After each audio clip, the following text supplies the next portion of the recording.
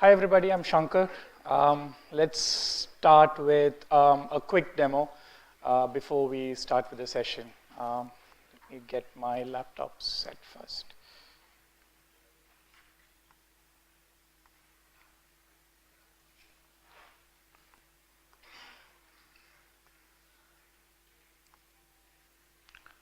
Right is that.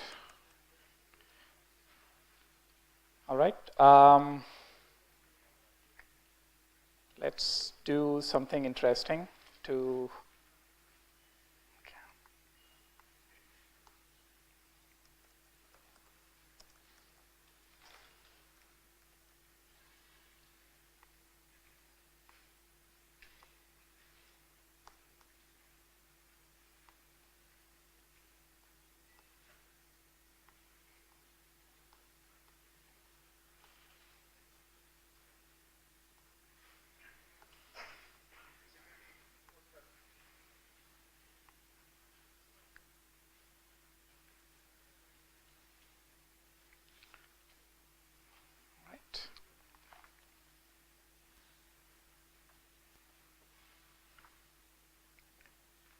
All right, and let's see if Isinga is up.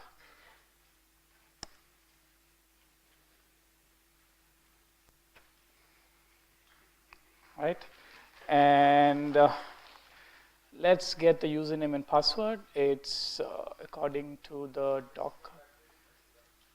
Okay. Yes, here it is.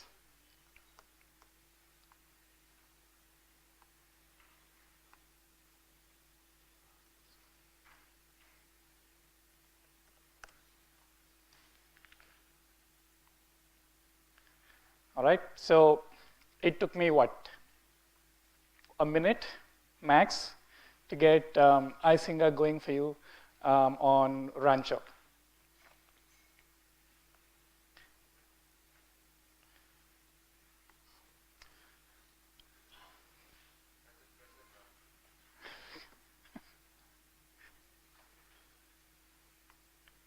All right, so so let's imagine the world as being run on Docker, and everything is a container.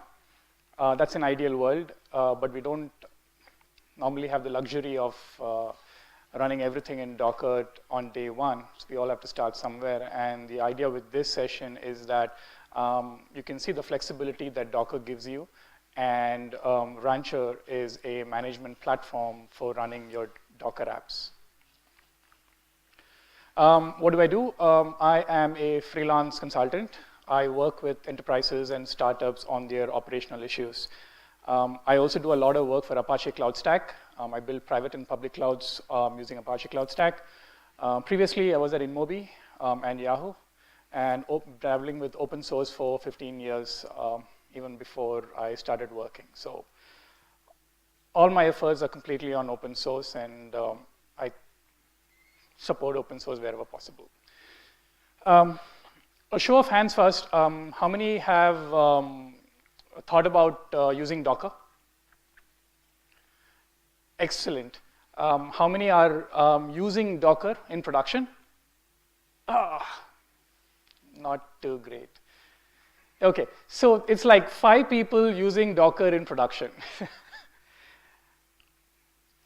So much for developers love the user experience, right? I mean, if there must be something missing here, right? So the point I would like to, everybody take away at the end of the session is that, yes, we can get things done very efficiently with Docker. It doesn't have to be complicated. And why should you be doing it? So, see, from a developer perspective, right, they make too many changes all the time and make it most often the responsibility of the operational person to manage the change management. And there's a lot of conflict of interest when that happens. You know, developers want to push code as fast as possible, and the operational teams want stability. And since I come from an operational background, and I think most of us attending here also from the operational background, what is it that we can do to make things more robust? And we had this BOF session yesterday about automation, and everybody had the same concerns that some machines go out of sync, one change breaks things, and so many different things. So here's a perspective. So what we want to do is we want to have a consistent image right from the time that the developer does his development on a laptop, and that goes into production. And we want it to be very, very quick deployment. You saw in the demo earlier that I actually launched Isinga with less than a minute of overhead. Right? I mean, it took more time for me to find the username and password than to actually launch Isinga. So that's a key takeaway from an operational perspective, right? For you to go and do a deployment, that's the time that it takes for you. Which means now you can do an upgrade or a rollback in the same instant. I mean, 50 millisecond or 1 second is too short, if you ask me, even for Isinga or Nagios to catch, because your pollers run every 60 seconds. So if you can roll forward and roll back within a minute, excellent. Nobody's going to see a blip. And if we can do such things, we can run every app as a microservice and scale up, scale down, and do all those interesting things that we often hear large companies talk about. Right? But given the fact that only 5 people raised their hand when they said they are using Docker in production, and what are the most common reasons why nobody wants to go with Docker at this point in time? The biggest challenge right now, at least for the teams that I work with in Docker adoption, is there is no decent orchestration and management tool. If you are on AWS or if you're on Google Compute Engine, they provide Docker as a service. But what about for everybody else who's either a multi-cloud or are having physical bare metal servers, or if they are running on their own laptop, for example, in VMs? There are lots and lots of people who use VirtualBox or VMware to do development, right? I mean, what tools are available for them? Now, if you do development on Docker put Docker into production, then we have other issues to look at, like monitoring tools, log management, and my personal favorite is networking. Docker assigns itself its own IP. You need to manage port forwarding, which ports to expose. How do you know how app A running in container A talks to container B? There's so many plugs that you have to plug in before you actually have a complete working environment. Storage management. Docker apps are very ephemeral, right? You stop them and start them. There is no, I mean, they go back to the same state. You have to maintain configuration and the data. Imagine MySQL, right? You have your var lib MySQL.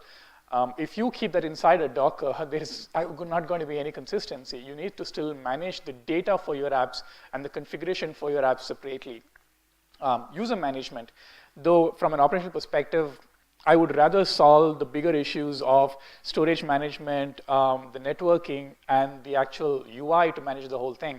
I can forego multi-user management, but yes, Rancher does support all of that. Essentially, it's a excellent framework. It's brand new technology. Okay, it's not been there for a long time. It's like 6-7 months, and it can do a lot of things for people who want to run Docker in production. So how does it work? It supports multiple clouds. It supports bare metal, like I mentioned.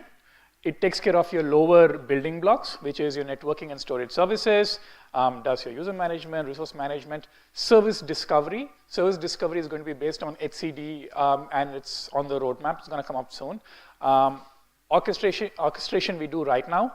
And monitoring, you can get not Isinga kind of monitoring, but stats about what Docker itself provides. When you run Docker stats, it tells you a bunch of things. So that's what gets exposed to the management infrastructure. So how do we get started, right? We installed Rancher. Rancher itself is a Docker app. So you can launch an EC2 instance or on your VM, and you do a Docker pull and you start. And it's already set up to connect to the default Docker registry. Many people who run Docker in production, I know of, use their own private repositories. So we can talk to private repositories, and if you have your own customized Tomcat with a var and so on and so forth, you can point it to your local registry and continue to use Rancher. And where are you actually going to deploy your containers in? The containers could be anywhere. It could be in your physical data center, say in NetMagic or any of the local data centers, or you might have tied up with any public cloud provider. You might have your own private cloud. All Rancher requires is a machine that supports Docker, which if you're using anything like in the last 2 years, Docker is probably built into all of them, Ubuntu, CentOS. If not, apt-get install Docker or yum install Docker from the Docker repo, and you're set. And once you have added physical machines or virtual machines, you can now start deploying apps using Rancher.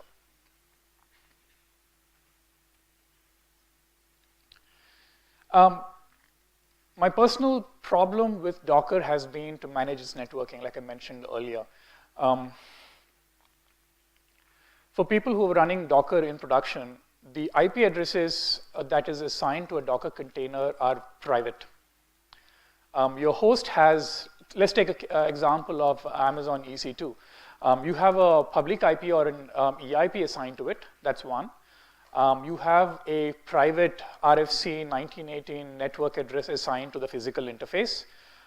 Then you have a container which has got Docker 0, Docker 1, Docker 2, and so forth. They have got their own private IP addresses. Right? And somebody has to manage exposing the ports out into public. Normally, the way you do it is that when you write your Docker compose file, you would say expose port 8080 or 80 into the private IPs of the Docker container itself. That's one. But what happens when you're running multiple containers on multiple machines? Or when you migrate services from, say, machine A to machine B? Who's going to keep track of all of it? To solve this problem, the way Rancher manages it is that it creates an overlay network. So the network actually spans across all the physical and virtual infrastructure that you have added to the management system. If you've used Google Compute Engine, you'll see that they provide you a subnet that spans all the regions. So you don't have to worry about VPCs between multiple regions, running VPN tunnels, so on and so forth. So when you actually add host into a Rancher management framework, it does an IPsec tunnel between all the physical and virtual machines and gives you a single namespace from an IP perspective. So each machine is pingable. You don't have to worry about any kind of NAT, VPC tunnels, or physical lease lines, whatever. Everything goes over IPsec. So it's like your private SDN, software-defined networking. And once you have a single overlaid network, you can start putting in load balancers anywhere. So you can actually have your load balancer terminating in, say, Amazon, Singapore region, but it's directly able to talk to your physical data center where you're running a container. I mean, that's brilliant. Today, most of us can't imagine using, say, an AWS ELB and add another instance in, say, another region. We can't do that at that level. You have to use GSLBs or something like that to get it done. But thanks to an overlay network, now it doesn't matter which physical data center or which public cloud hosting provider you are on, you can connect between machines anywhere in your overlay network. And the other major building block is the storage itself. You can manage the volumes. You can snapshot directly to S3.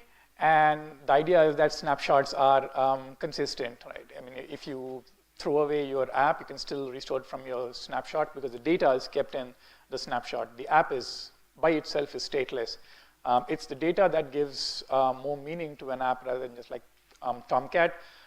It's the data that you write or process and talk to MySQL or a DB to make things more meaningful. You can throw away the MySQL service itself, but as long as you plug it back into the right data store, you're back up and running. So does that kind of make sense? Docker Compose. So here we are saying, okay, we define a load balancer using an image, and we map port 8080, and that links to web, and the web uses a PHP image. It links to a database and ZK. ZK in turn uses the Zookeeper image, and the DB uses MySQL. Right? And developers should be able to do this, right? Define the environment right at their laptops. The way hiring happens in companies is like there are freshers, there are experienced people, and there are people who actually do the job of day-to-day management on the production environment, right? And all of them need to understand what is the environment that they're working with. And if I were to share this with anybody in the organization, they have an idea as to how the app deployment actually works. Today, if you go into an organization, somebody will start drawing on the whiteboard. Okay, here is where the in is, here is the out. Traffic comes in, traffic goes out, and suddenly somebody comes in and says, oh, we just added a new component yesterday, or 10 years back, and everybody forgot about it. Right? Now imagine if we can describe our environment in a YAML file. Brilliant. Everybody's on the same page. And if I say to somebody, look, use Docker, and you can build this environment on your laptop, and you can have an end-to-end functional environment. It hopefully changes the way you do development and do end-to-end testing.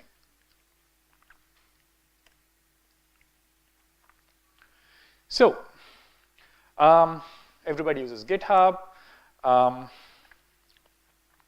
You pull your code, build, say you store your Docker compose YAML wherever you want in GitHub. People check out the same Git repo, and they run their Docker compose.yaml, and they use Rancher to deploy it onto their local box or even into production. Though we wouldn't want somebody to deploy directly into production, go through a change management process. But the important thing is that, yes, we can now build environments in a very, very lightweight way without too many dependencies. I would say no dependencies. As long as your machine can run Docker, we are set. It need not be the same class of machines as you would run in production, but from a functionality perspective, you can build the whole thing out. Now, the same thing when you move it to, say, in production, you might have additional things like, you want it to scale up, you want it to scale down, you have health checks, so on and so forth. Right? I mean, these are all very pertinent from very large-scale deployments who have high peaks and, low troughs, and they want to optimize on cost and stuff. But don't get hassled with this. No, most of us on day one don't care about auto scaling. It's about getting the product out, making it consistent, and being able to do updates. But yes, for the most advanced people, probably 1%, scaling up and scaling down is a lot more important than having a sane environment. But yeah, yes, we have the flexibility to do that.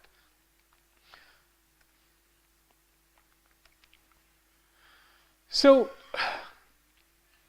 rather than do all of this own, right, the very important thing in linking up applications is service discovery. Spinning services up and down is a lot of overhead. I think somebody was making a point a little earlier that can I start listening to events and then spin up Isinga checks based on event, right? Because people are spinning things everywhere. From an operational perspective, you don't know what new machines have spun up and what old machines have been destroyed. And that's a fundamental problem in the cloud world that because you can click and start and click and destroy, everybody has got, say, Amazon control panel access, and they just spin up things. And next thing you know, somebody comes and says that service stopped working, and we in operations realize that, hey, nobody told us that somebody has spun up a service like that. So service discovery is something that I'm very, very keen on, and it's one of the fundamental aspects of Rancher is that everything has to be plug and play kind of a model. So yeah, are we there yet? It's a different thing altogether, but yes, it's on the roadmap to make it happen. All right, so I'll be happy to take questions before I go on to the second demo, the one that I actually wanted to show.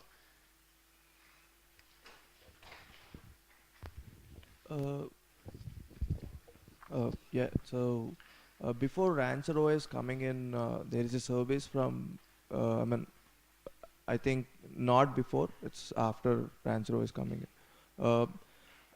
Amazon ECS came in where Amazon ECS have pretty familiar things what RancherOS does. I mean, like at a level where it does, but what difference you see at a level where RancherOS will be capable enough, like doing it on my own instead going with a service like ECS?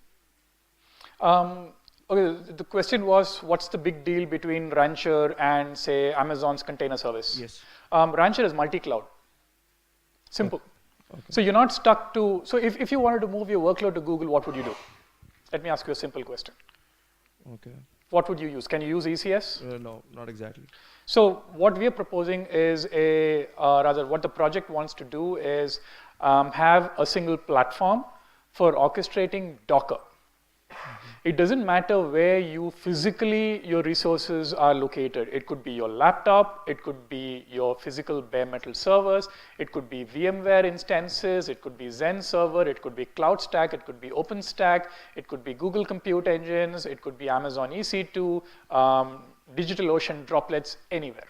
So coming to the networking part, is it compatible like a plugin format where you can bind it up with OpenVSwitch or the Pipework or Wave or Funnel or any of the networking tools which are available? No, right now there is absolutely no integration. It is a dedicated overlay network. Okay. It's an IPsec tunnel that goes between all the participating instances in the Rancher. So if I'm not wrong, if the agent which is running on the EC2, the instance for the RancherOS to take in, so is it at a privileged mode it runs and takes the namespace and the C groups of that particular instance or the VM and then get the information from there for the other containers? Okay, so let's kind of do something else.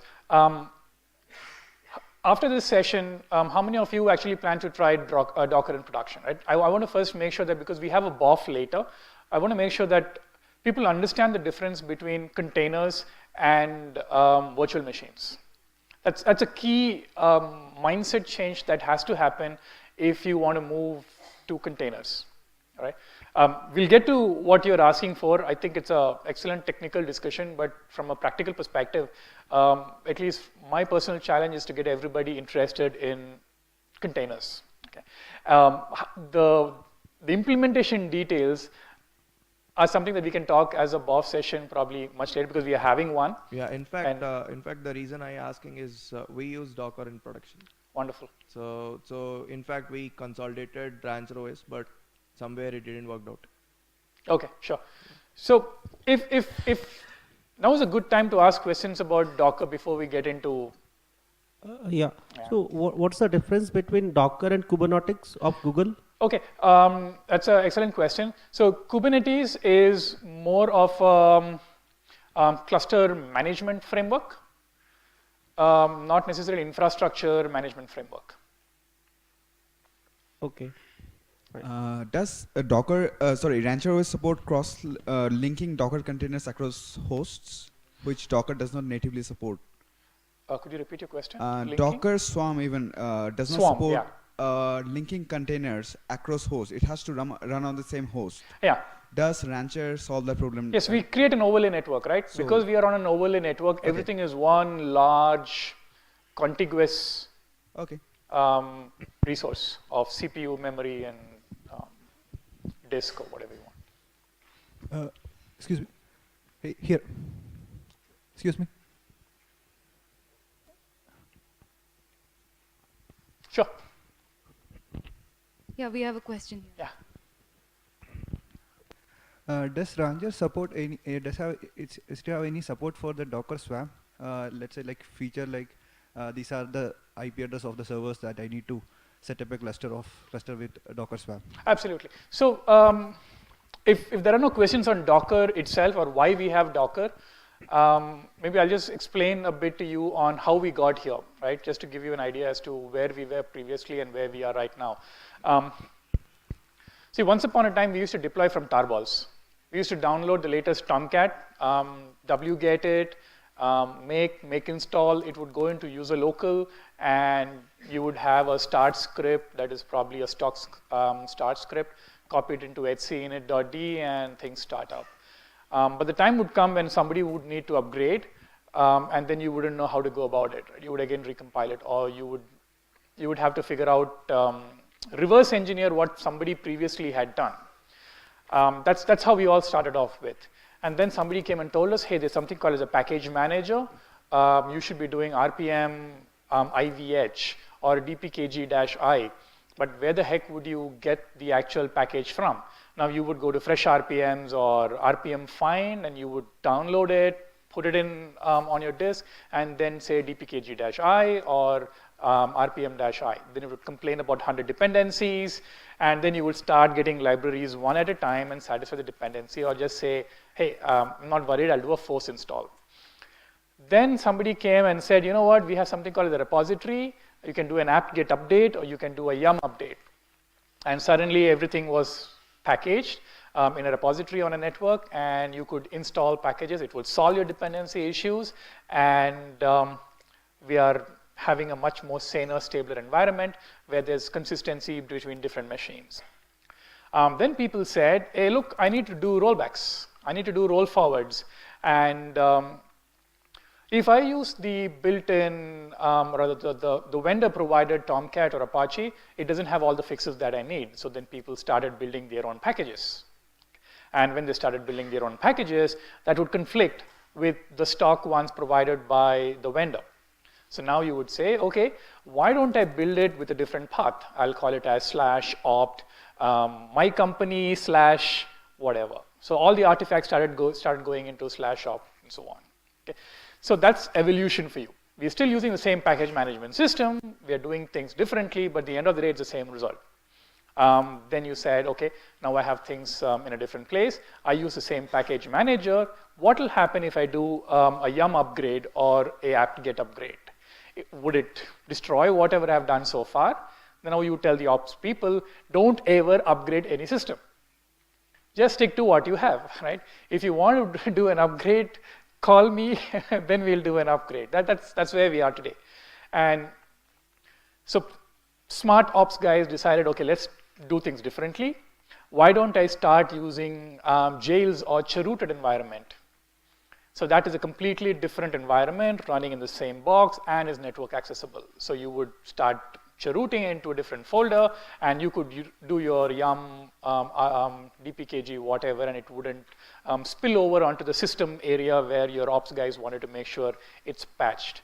The next step of evolution was containers. Right? Containers have existed in Solaris for ages. In Linux, it came very recently. FreeBSD had jails for a very, very, very long time. And I personally, in Yahoo, we were deploying on FreeBSD jails for a very, very long time. But Linux didn't have an equivalent of that. And finally, Linux learned that there are better ways of doing things, and containers came about. And that's where we are today. So the container strategy is, it's an app strategy. You no longer worry about the OS itself. You put everything together. What a developer really wants to run is say Tomcat or Apache with PHP. He is really not interested whether it's Ubuntu 14.04 or CentOS or whatever. It just so happens because he was stuck with a packaging system provided by the operating system, he started insisting that he wants X, Y, and Z. But if he was given the flexibility to run whatever it is that he wanted and a way to manage it, you can do development and deployments just as easy as deploying packages, right? You would simply say, here is a manifest file, build a container has the app, I don't care where it is, because whatever the developer wants in terms of a user land environment is already put into the container. So that's where we are right now. We now have containers for applications. We no longer care about virtual machines. Actually, virtual machines came before container. We would say, here is a VM, take a snapshot of it. It has a running copy of our application. Deploy it to as many places as you want. Then you worry about things like host names. Every machine has the same host name. Every machine has the same SSH key. So in the monitoring perspective, you are suddenly seeing multiple events from machines all call the same thing because you're cloning machines left, right, and center. So yeah, that's where we are today, and hopefully Docker can help you manage your application environment in a much saner way. Sure.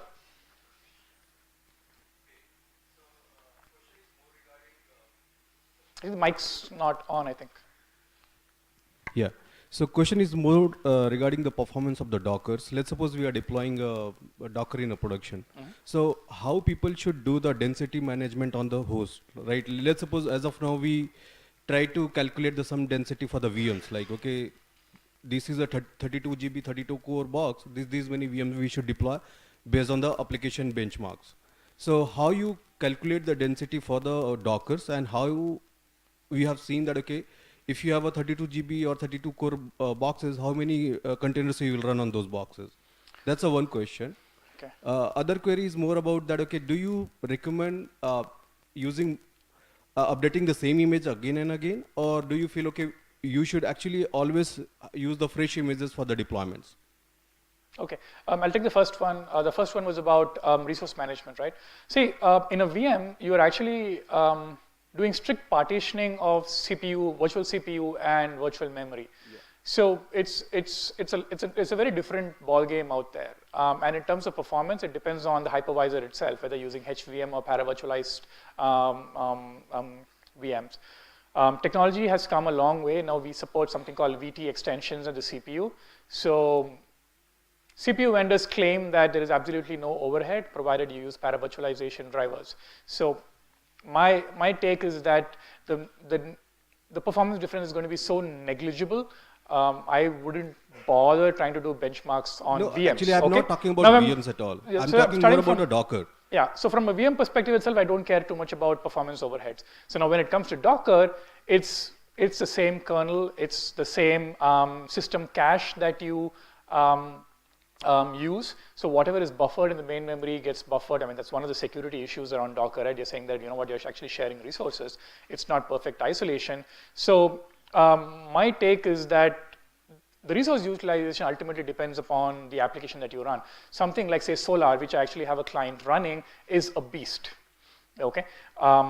As far as from an operational perspective, running Solar in containers is great from a developer perspective, but from a resource consumption perspective, it continues to be the same. Whether you run it on a bare metal or on container, it's going to eat the amount of memory that it wants to eat. So from a performance perspective, resource utilization perspective, I would say it's the same. If you were running, say, Solar on bare metal and it takes X amount of CPU and X amount of time, it's going to take the same. That's fine, but still there should be some mechanism to, you know, make sure you do the capacity planning for the containers as well, right? Because if we are deploying 100 containers on a single box, that also doesn't work. So okay, there let me should put be differently. Can you deploy 100 apps on a single box?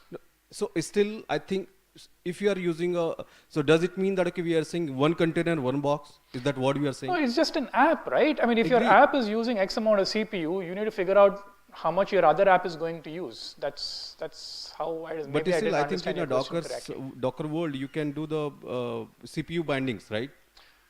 Yeah, you could do that, but see, it still uses C groups at the end of the day to do limitations. But my point is that's not what we are supposed to be doing. It's just supposed to be using it as a regular app, but in isolation of user land. That's my takeaway. Okay. You want to run it as, say, a cluster resource management system, then that's where you run things like Mesos or Kubernetes to manage your resource. That's how I would look at it.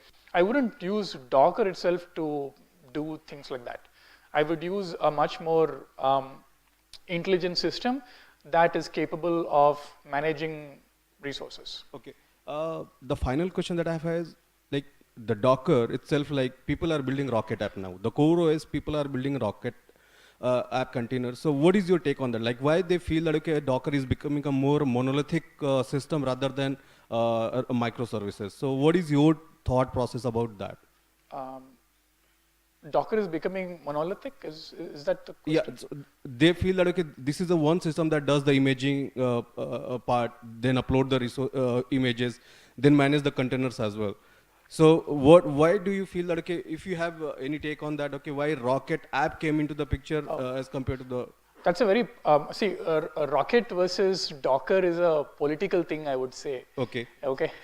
I don't think it's a technology requirement at all to have, I mean, it's good to have competing frameworks, but I think CoreOS just had a different way of doing it. Probably like Isinga and Nagios, right? No, but it's still, Isinga does much better than Nagios, right? So that's why Isinga exists. I use both. I use the right tool for the right job, and that's how we as operations should always be. If you're stuck to one particular technology, I think it's going to be, bit rot at the end of the day. Shanker, you have 7 more minutes, so do you want to finish the demo? Yep, let's get to the demo.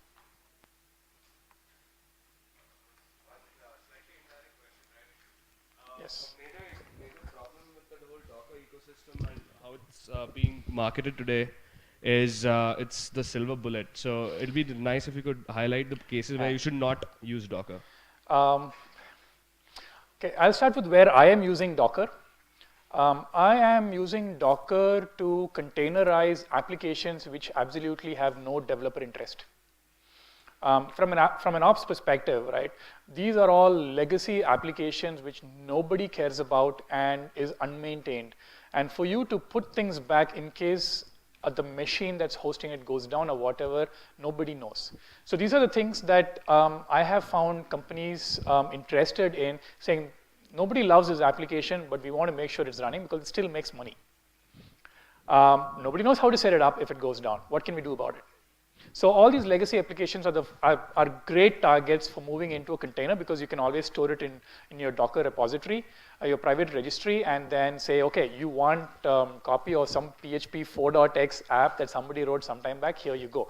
It'll run out of the box. Now, where is it difficult to actually, where I'm finding it tough to get developers to put it in, is when each developer is developing a different module in the same app, okay? They've written very big monolithic apps and everything gets compiled into one big jar or something, and you have to go all around. So there are lots of developers who have to get together to build the ultimate thing for you. So for them, they don't want to use Docker because they feel they're doing very dynamic things. Okay, I don't know what that perception is. They're like, okay, he's doing something, I'm doing something. I think it's more of a distributed development issue than a Docker issue. But then trying to tell people it's all right, start using Docker even for things like that, they don't want to get into it. They think it's like an overhead for them to start Dockerizing at that point. They're like, okay, once we're done with the development, we will Dockerize it. So that's one challenge that I'm seeing from developers. I mean, I don't want to. Sorry? Technical challenges. I don't think there are any technical challenges at this point in time. There is one one technical challenge that I've seen that developers say is that because they're used to SSH into a machine to check logs, they find that convenience missing. Okay, that's again a logic, it's not a technical thing. I haven't seen anything. Okay, so one of the major things in systems like these that are handled well otherwise would be when you start accessing disk, right? One of the things that you do in Docker is do a Docker mount, or you expose file systems or Unix domain ports into Docker. And the problem is, how do you ensure consistency of disk across machine boundaries? Consistency of disk. So if your somebody else application changes from the accesses outside, disk, you're saying. you've mounted a file system into your Docker, right? And now you're writing to that disk. Right. Reading and writing for whatever purpose. I mean, you cannot say your app probably should not write there. I mean, you would. There are a lot of legacy apps that actually use the file system. Absolutely. And once you do that, the whole Docker paradigm falls apart. Because then you are left with the challenge of also handling availability of that data, right? Which is not a part of the Docker now. Absolutely. Yeah. So data and I mean, you don't keep data in containers. Yes, but how do you handle? How is it? What is there to handle in it? It's. I mean, you don't want to containerize data at the end of the day. You want data to be outside, and that's where we would like to keep it, right? Exactly. There's a lot of legacy code that's been written in ways where the file systems actually use a lot. But they always write to /temp or var/temp or /data or something. Those are the things that we have to make sure that is outside of the container itself. So you have to make those mounts available and consistently across. Well, that's the process of containerizing an app is what I would say.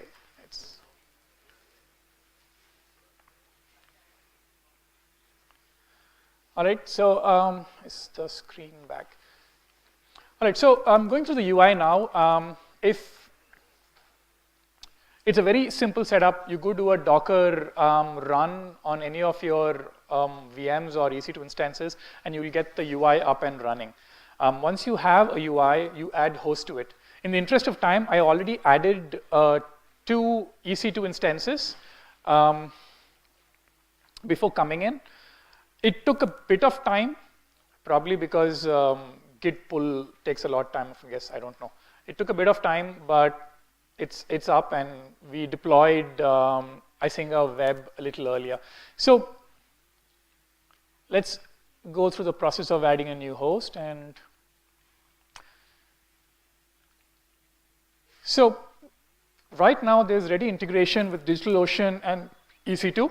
You can give your AWS IAM credentials, and it can provision an EC2 instance for you. Same thing with DigitalOcean. You can give your credentials for DigitalOcean, and it will provision an instance for you. And by default, it uses the Ubuntu 14.04 image, and you choose the size and the region and private networking, and you have your host up. Or if you're using custom, you build your, say, a physical instance. You build a physical instance, make sure there is the latest Docker running on it, and you install the agent using the above command. So it has the access token. As long as your management server is reachable on the network, you would be able to control the resources that you want to run on your physical machine or on your virtual machine. Takes roughly a minute and a half for it to come if the network is good. It does a Docker pull. And Docker pull the first time takes a bit of time. Once the host is added, it picks up whatever is the host name that you've assigned to it. So I assigned a host name of R1 to 1, and the other one is left empty. The first thing that comes in is the network agent, which is responsible for running your overlay network. 1042/16 is a subnet that I'm using. And all the machines that are part of Rancher ends up being on the same subnet. And because they're on the same subnet, they can all talk to each other no matter physically where they're located. It goes over IPsec, so that's UDP 500 and UDP 4500. Now, once you're done with this, you can always add a container. So let's start with, say, something like Tomcat. All right.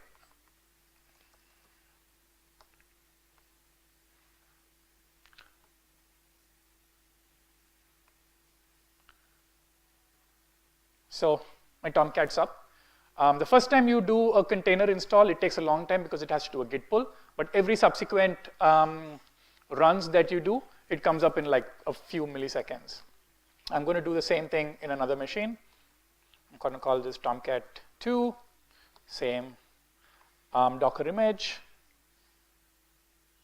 All right, Tomcat 2 is up. So you can see the IP addresses that's been assigned to them, 250.29 and .79. Next, I go set up a load balancer.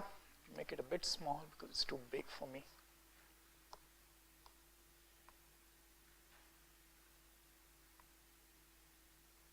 I'll call it my Tomcat.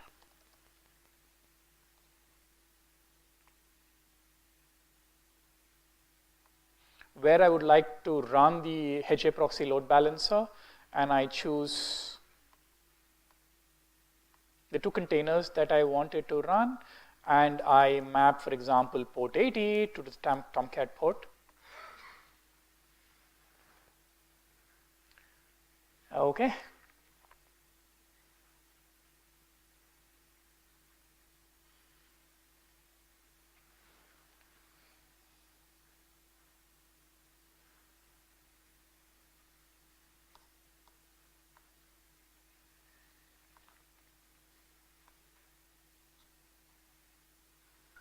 So once it's added, shouldn't take so much time.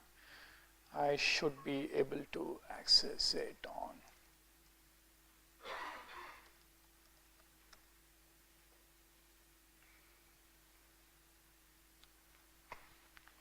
So I mapped the elastic IP to the host name R2, and now I've got Tomcat, a public Tomcat load balancer with 2 Tomcats running behind it.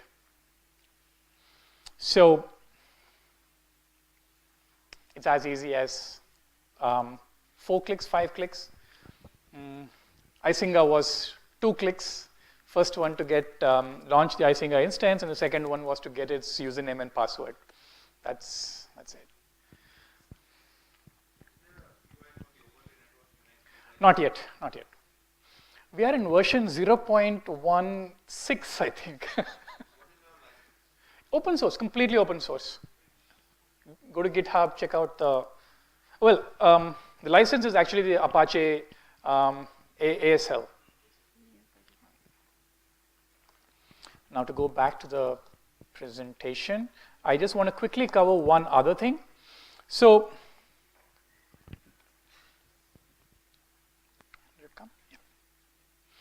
so in order to make deploying Docker itself, the Rancher guys have come up with an OS, a RancherOS, which does nothing but run the latest and greatest Docker and runs everything in a container. So the idea is that for you to upgrade the OS that's running Docker becomes super easy. And you can manage all the services because it's containerized anyway. You can use the Docker APIs and make changes and do whatever you want. Yes, but no, it's standardized. There's nothing special. There is no rocket or anything like that, right? I mean, the whole point with CoreOS is, sorry? Well, we actually run etcd for our own service discovery. But CoreOS seems to be doing its own thing. I mean, that's what's happening, right? They don't want to do anything with Docker, so that's what's happening. So we could. The other thing is CoreOS doesn't run everything in a container. It runs Docker itself, but for example, DHCP inside CoreOS is not a container. You can upgrade everything that you want as a Docker, right? You can say Docker upgrade my what. So your OS upgrades itself is a Docker update.